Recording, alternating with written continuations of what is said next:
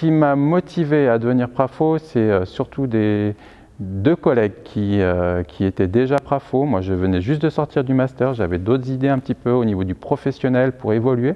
Et puis finalement, cet aspect du contact avec les étudiants me plaisait. Ça me sortait un peu de mes élèves, de ce que je faisais depuis longtemps en classe. Et puis, ça m'a permis d'évoluer un petit peu dans mon travail, de prendre un petit peu de distance, de recul avec ce que je fais en classe.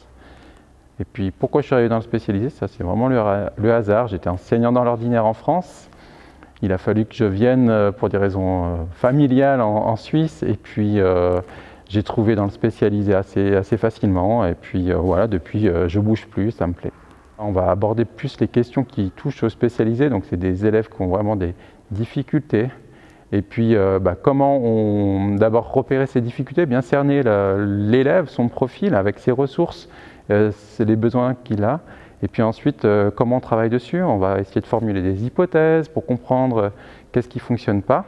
Et puis ensuite, on va tester, on est un petit peu des chercheurs, hein, on va tester plein de pistes. Et on est, je pense, un peu plus créateur dans le spécialisé parce que voilà, ça ne roule pas aussi facilement que dans l'ordinaire. Et il faut réfléchir, tourner un peu les choses dans tous les sens pour trouver la petite clé qui va permettre de faire avancer la situation. Alors ce qui me rend le plus fier, je pense, c'est un étudiant que j'ai accueilli en remédiation. Donc il a fait 6 mois chez moi, il sortait d'un échec. Il était vraiment en fin de parcours de master, hein, il ne lui restait plus que ce module pratique. Et puis, il a plutôt bien encaissé l'échec, hein, il s'est remis en question, il n'a pas remis en cause les formateurs ou autre chose. Il s'était planté comme ça arrive parfois. Et puis, on a bien réussi à travailler ensemble. Il s'est vraiment bien impliqué dans mon lieu de stage, enfin dans ma classe. Et à partir de là, il a fait un super stage, il est sorti avec une très bonne note. Et voilà, maintenant il est enseignant spécialisé avec son master. Et puis, moi, je pense qu'il va faire une excellente carrière. Alors moi, c'est un stage A, donc c'est des étudiants qui viennent une matinée dans la classe. Donc, le temps, c'est beaucoup sur cette matinée, donc, où l'étudiant va prendre en main une ou deux périodes d'enseignement. Le reste du temps, j'enseigne et lui vient m'aider. Et à la fin de la matinée, il y a toujours un petit entretien, surtout sur la séance qu'il a faite, pour voir ce qui a fonctionné, ce qui n'a pas fonctionné, de comprendre les raisons, comment on peut améliorer. Et donc ça, c'est surtout le temps que ça me prend, c'est cette matinée-là, avec des fois ça déborde sur la fin de matinée. Ça peut arriver des fois qu'on ait des entretiens en dehors, mais c'est assez rare. C'est pas trop chronophage, c'est vrai que ça prend un peu de temps, mais en même temps, je le vois aussi comme c'est un stage A, c'est aussi comme une aide. C'est quand même un enseignant qui est déjà formé et puis qui va aussi intervenir pendant que j'enseigne sur ma classe. Hein, des fois, j'ai jusqu'à 11 élèves, ce qui commence à faire beaucoup. Et puis, je peux lui confier un groupe, un élève. Spontanément, en général, ils vont intervenir comme ça pour aider un jeune qui a des difficultés. Donc, ça me prend un petit peu de temps, mais c'est aussi, je trouve, c'est une aide.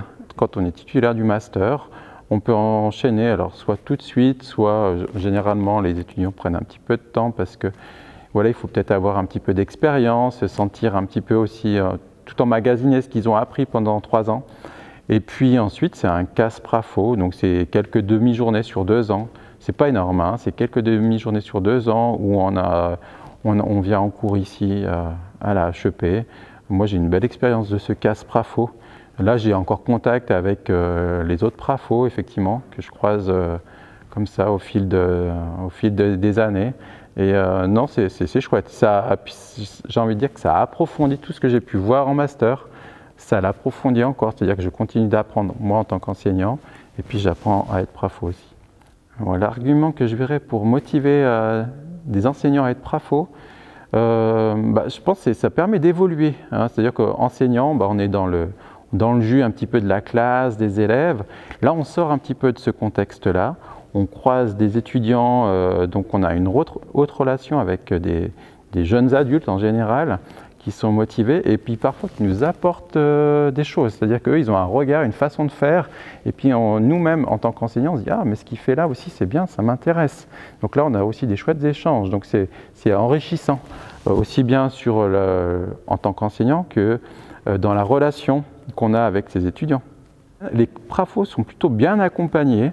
Là, on a mis en place depuis cette année le système des échelles descriptives pour le suivi des étudiants dans la pratique. Et puis, on a des formations comme ça régulièrement. Et les PRAFO sont plutôt bien accompagnés pour voilà, savoir comment ils doivent faire. Donc finalement, on n'est pas PRAFO puis débrouille-toi. Voilà, on a la HEP fournit aussi des formations, des contacts, des liens avec les référentes pratiques qui permettent aussi des fois d'y voir un petit peu plus clair sur des situations.